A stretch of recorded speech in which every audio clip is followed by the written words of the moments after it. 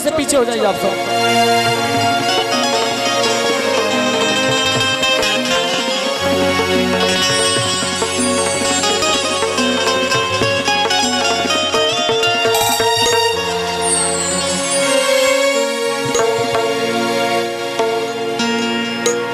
चंदा ये खाली लोगों के लिए कर रहा हूँ, सीरियस मत होना।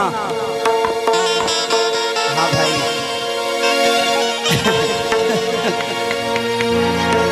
अच्छा बात है। तनी देखा ही बा एक बढ़ा दे बता।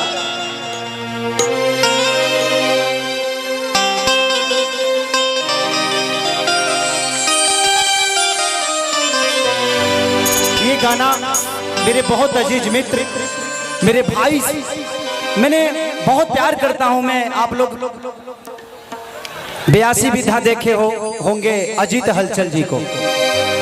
अजीत हलचल जी ने इस गाने को लिखा है। जी थैंक यू थैंक यू। अच्छा चलिए।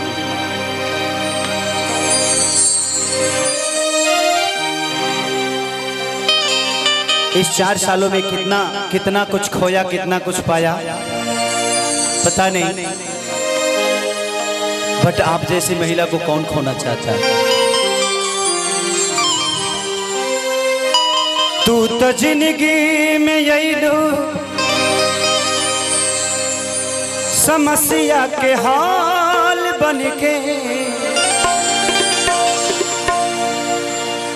हमरा आँख में समैलू का जाल बन के।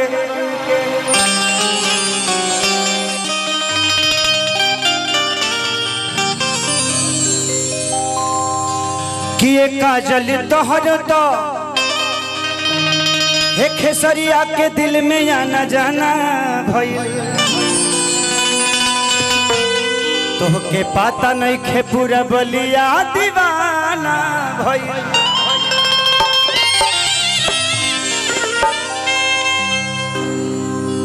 कि तू एक बार कह दे तू तो तोहरा पमरती हो, गवाही दी तेरा सड़क के धरती हो।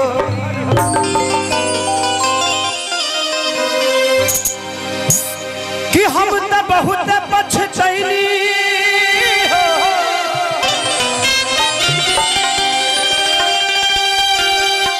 मिस कैली तहरा साथ के। कहियो भूल नहीं क्रिया खा के कहीं भृगुनाथ के।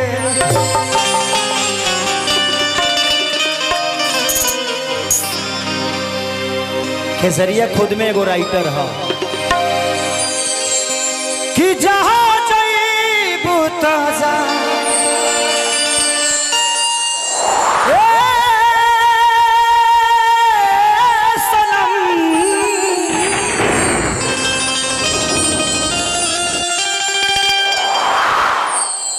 देखे जिंदगी भफा तेरे जख्म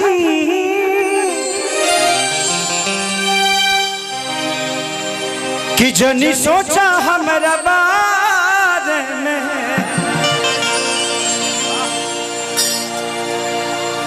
तोहरा खातिर हमारा मायल ना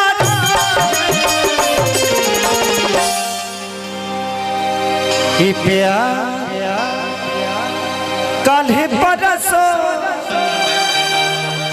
के काजिल न रहे।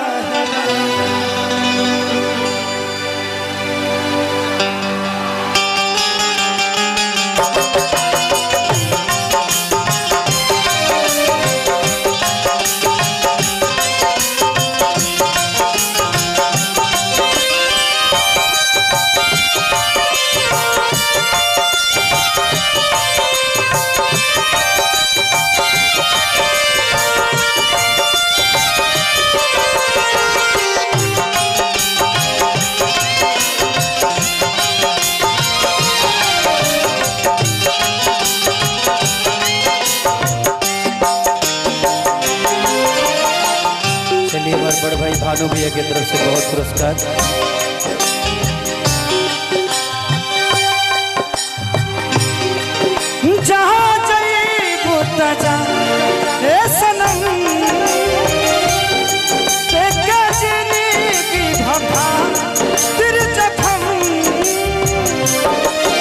जनी सोचा हमारा बारे में, तोहरा खातिर हमारा मायल लगा, काल्हे बरसो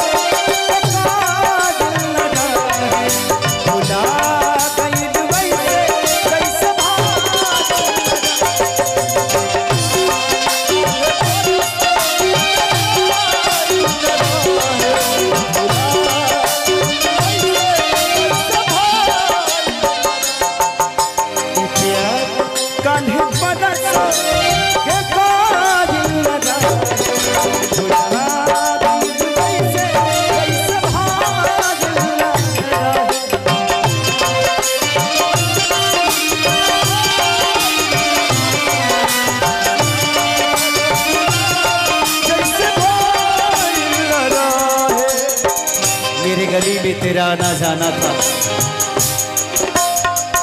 मेरे गली में तेरा आना जाना था, एक तू ही दीवानी नहीं मैं भी तेरा दीवाना था।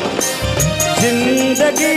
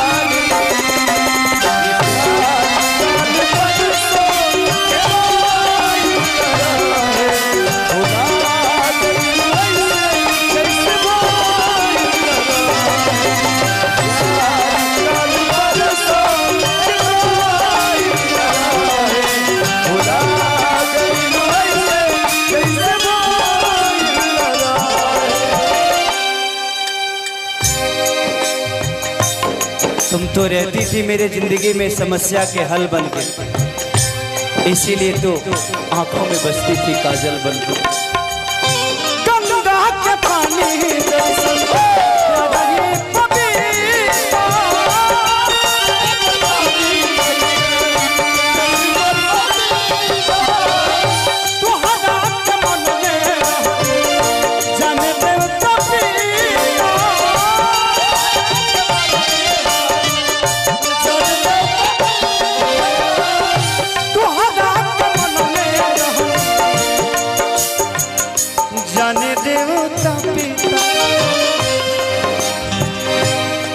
तुझसे पगले केहू दिल में हमारा,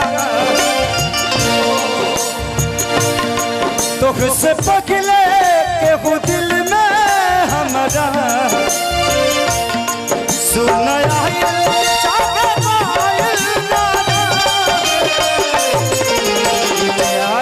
काली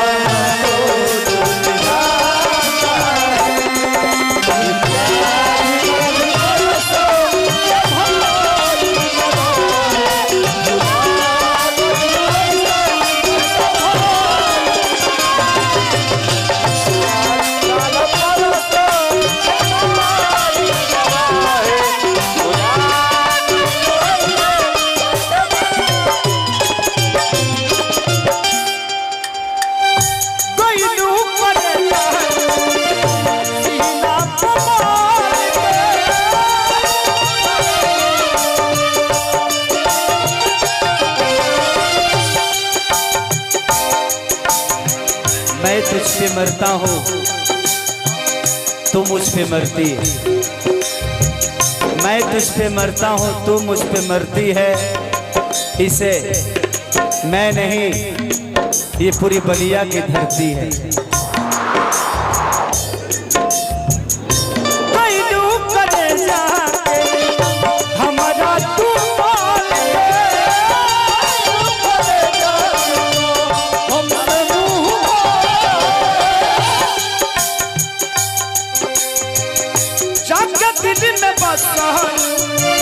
अजित हाल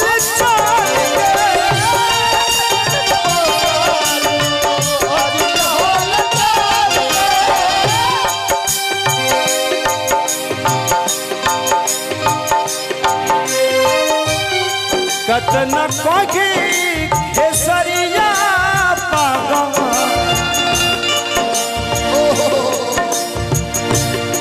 कतन कोगी खेसरिया पागम, तोहरा बिना अगिला भइल ना यार कान्ही बड़ल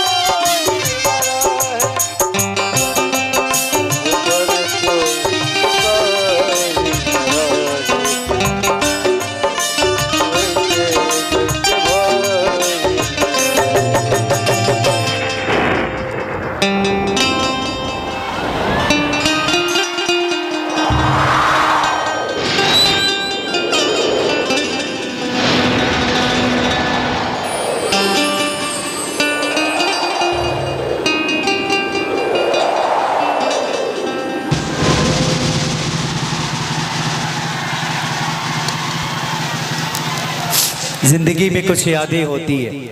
जिसको आना है, जो आया है वो एक दिन ना एक दिन जाएगा। कुछ लोग समय से पहले चले जाते हैं, तुझे पता नहीं, ये मुझे पता है कि खेसारी तुमसे प्यार करता है। तेरे आने का आज भी इंतजार करता है। बट ये यादें हैं जो कुछ पल के लिए है, इससे आगे भी जिंदगी है। हम एक दूसरे को मानते हैं।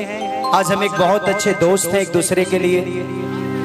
कभी प्यार करते थे, आज हम बेहतर दोस्त हैं। इसके बाद भी रिश्ते हैं ना, तो जिंदगी में एक रिश्ते से अगर किसी को पहचानिएगा तो शायद वो रिश्ता खत्म हो जाएगा। एक रिश्ते को कम से कम हजारों रिश्ते से तौल दीजिए, शायद वो रिश्ता हमेशा मजबूत हो जाएगा। तो इसलिए आज ये मेरी बहुत प्यारी दोस्त हैं और ईश्वर करे कि ये दोस्ती हम दोनों की हमेशा कायम रहे।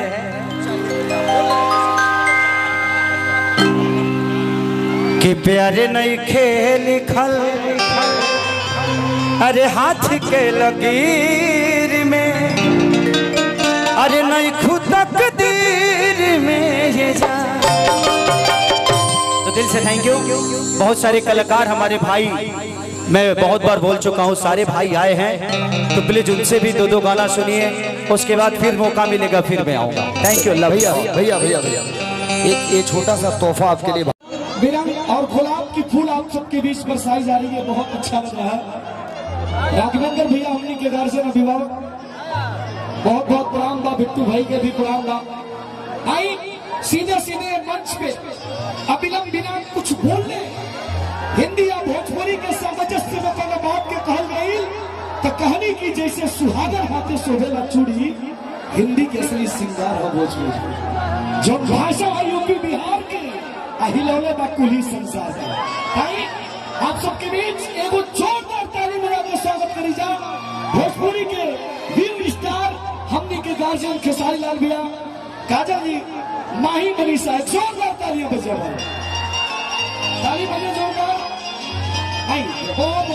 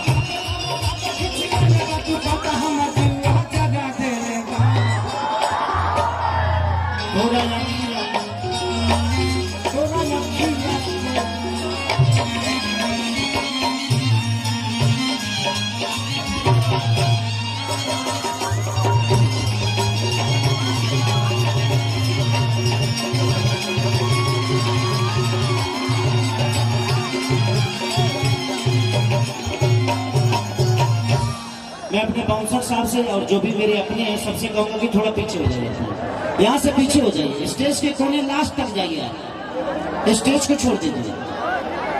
कि अब बस कर रे कजली रहे दे, दर्द दिल गाड़ी वो पहले सहे दे। चलिए काजल रघवानी जी, आज मुझे लगता है कि 4 बरस बाद हम लोग एक दूसरे के साथ स्टेज पे मिले हैं। ऐसे तो हम लोग हमेशा काम के माध्यम से पंपे में भी मिलते रहते हैं। अरे हेनियो बरसाता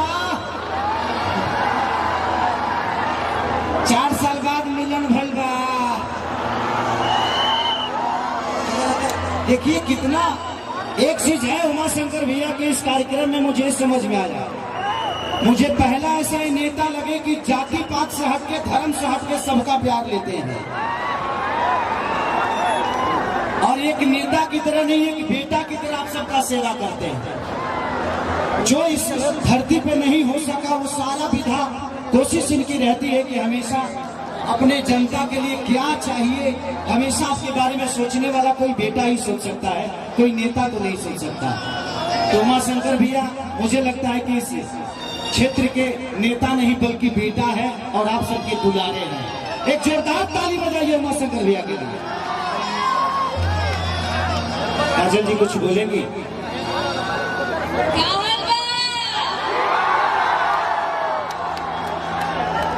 सबसे पहले तो आप सबको दिल से प्रणाम करती हूँ, और हमारे उमा शंकर जी जिन्होंने हमें यहाँ पे आपके सबके बीच में आने का मौका दिया, तो मैं धन्यवाद कहना चाहूंगी। आया सुई लहका हो तुम जख्मी दिल बड़ो। बहुत अच्छा लग रहा है, एंड बस यही कहना चाहूंगी 4 साल बाद हम साथ में आए हैं, तो आपके दिलों में और हम सबके दिलों में धमाल मचेगा। जो आप चाहेंगे वैसा धमाल मचेगा, है ना? कि टूट जाही राजा जी, कि टूट जाही राजा जी पगार सागवान के, हो जाएगा। कितनी सूट द चदरिया तानिक तानिक तानिक। तो क्या करें कि रिकॉर्डिंग आज काजल जी के साथ कर दें? तुम लोग जोर से हल्ला करके बजाओ। उमा शंकर भैया, मैं पहली बार ना किसी नेता को नहीं, मुझे लगता है कि इस जवान बेटा को देख रहा हूं। और पिछली बार भी मैं जब आया था से 5 साल पहले, तो एक चीज मैंने देखी कि लोग अपने बेटी को गर्भ में मार देते हैं। जब उमा शंकर भैया जी से महारथी अगर हर जिला में पैदा हो जाए तो बेटियों की मारने की जरूरत नहीं है, क्योंकि बेटियों को कन्यादान देने के लिए एक मसीहा ऐसा भी है जो इस जवान की हर बेटी को अपना बेटी समझ के और उनको खुशी खुशी एक ऐसा जीवन साथी दे देता है। जो पत्थर मार दिया किसी ने, जाने अब क्या करब, अब उन्हें हमार क्या गलती, वैसा थोड़ी बजे पत्थर में हमें उठा के दे देते हैं। ऐसा है कि चिंता न करिए, कैमरा इतने चल रहे हैं, एक एक आदमी कैमरे में रिकॉर्ड हो रहा है, और अगर कोई एक आध आदमी अराजक तो बीच में है, उसके अगल बगल देख ले कि कौन बोतल उठा रहा है, कौन क्या उठा रहा है, उसको पकड़ के वहीं भीतर इलाज कर दीजिए कि फिर उसकी हल्दी दूध पीना पड़े।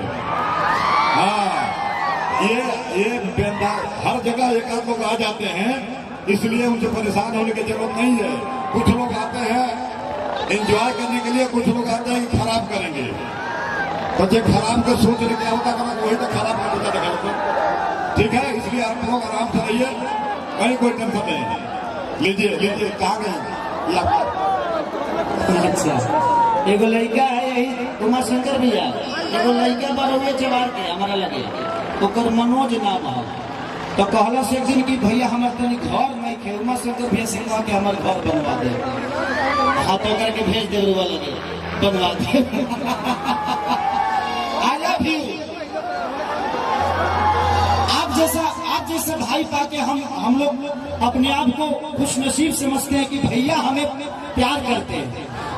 ऐसा प्यारा इंसान मैंने नहीं देखा है जो अपने लिए नहीं आप सबके लिए जीता है। एक जोरदार हल्ला करके ताली बजा। आजा भीम तने पलंग सगवान के तूर देबो बात लगे आई तू तो होई ना। आज काजल जी के साथ पलंग तूरी देते हैं, बहुत दिन बाद मिलल गई। ये प्यार का भी बरसो